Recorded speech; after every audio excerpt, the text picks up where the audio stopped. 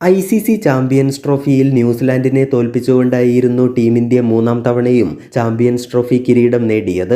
2013 ഇതിഹാസ നായകനും വിക്കറ്റ് കീപ്പറുമായ ധോണിക്ക് കീഴിൽ ജേതാക്കളായതിനു ശേഷം ആദ്യമായാണ് വീണ്ടും ഒരു കിരീടം അക്കൗണ്ടിലേക്ക് ഇന്ത്യ എത്തിച്ചത്. ടൂർണമെൻറ്റിൽ തുടർച്ചയായി 5 മത്സരങ്ങളിലും വിജയിച്ചാണ് ഇന്ത്യൻ ടീമിൻ്റെ കിരീടധാരണം. ഈ ടൂർണമെൻറ്റിന് പിന്നാലെ ഏകദിന ടീമിൽ ചില മാറ്റങ്ങൾക്കും സാധ്യതയുണ്ട്.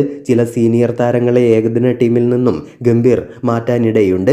ഏകദിനത്തിൽ ഗംഭീർ ഇനി പരിഗണിക്കാനിടയില്ലാത്ത സീനിയർ കളിക്കാർ ആരൊക്കെയെന്ന് നോക്കാം. ഇന്ത്യൻ ഫാസ്റ്റ് ബോളർ മുഹമ്മദ് ഷമിയാണ് ഇന്ത്യയുടെ ഏകദിന ടീമിൽ നിന്നും പുറത്തായേക്കാവുന്ന ഒരാൾ. ചാമ്പ്യൻസ് ട്രോഫിയിൽ മികച്ച പ്രകടനമൊക്കെ തന്നെയാണ് ഷമി നടത്തിയത്. 5 മത്സരങ്ങളിൽ നിന്നും ഒരു 5 വിക്കറ്റ് അടക്കം 9 വിക്കറ്റുകൾ ഷമി വീഴ്ത്തിയിരുന്നു.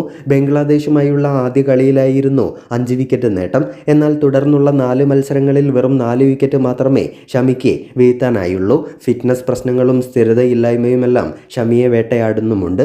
അർഷ്ദീപ് സിംഗ്, ഹർഷിദ് റാണ തുടങ്ങിയ വിക്കറ്റ് എടുക്കാൻ ശേഷിയുള്ള യുവതാരങ്ങൾ അവസരം കാത്തിരിക്കവേ ഷമിയെ ഗൗതം ഗംഭീർ ഏകദിനത്തിൽ നിന്നും കൈവിട്ടേക്കാൻ സാധ്യത ഏറെയാണ്.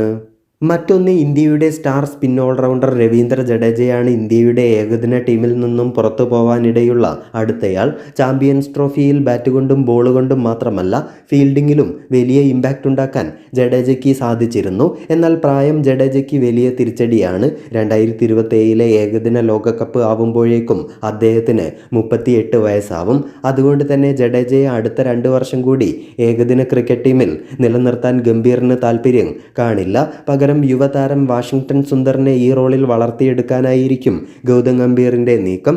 മറ്റൊന്ന്, ഒപ്പം പരിചയസമ്പന്നനായ അക്സർ പട്ടേലിനെയും തൻ്റെ തുറുപ്പുചീട്ടാക്കി ഗംഭീർ മാറ്റുകയും ചെയ്യും.